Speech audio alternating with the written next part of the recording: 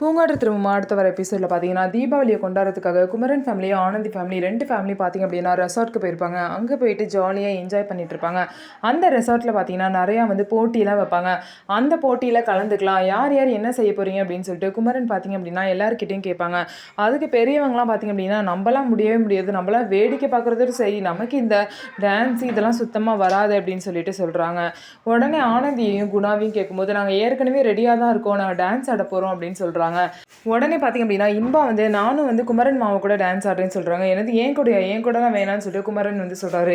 ஆனால் இன்பா பார்த்தீங்கன்னா ரொம்பவே கெஞ்சுறாங்க. ப்ளீஸ் மாமா, வேணான்னு மட்டும் சொல்லிடாதீங்க மாமா, நான் உங்கள் கூட டான்ஸ் ஆடுறேன் மாமா, ஒத்துக்கோங்க மாமா அப்படின்னு சொல்லிட்டு ரொம்பவே கெஞ்சுறாங்க. இதை பார்த்து ஆனந்தி முறைச்சிட்டே இருக்காங்க. அதுக்கப்புறம் குமரன் பார்த்தீங்க அப்படின்னா சரின்ட்டு இவ்வளோ தூரம் கெஞ்சுறனால ஒத்துக்கிறாங்க.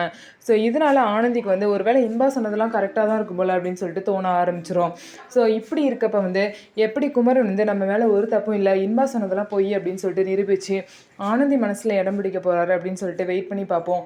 நம்ம வீடியோ உங்களுக்கு பிடிச்சிருந்தா நம்ம வீடியோவை லைக் பண்ணிக்கோங்க, மறக்காமல் நம்மளோட சேனலை சப்ஸ்கிரைப் பண்ணிவிட்டு பாருங்கள்.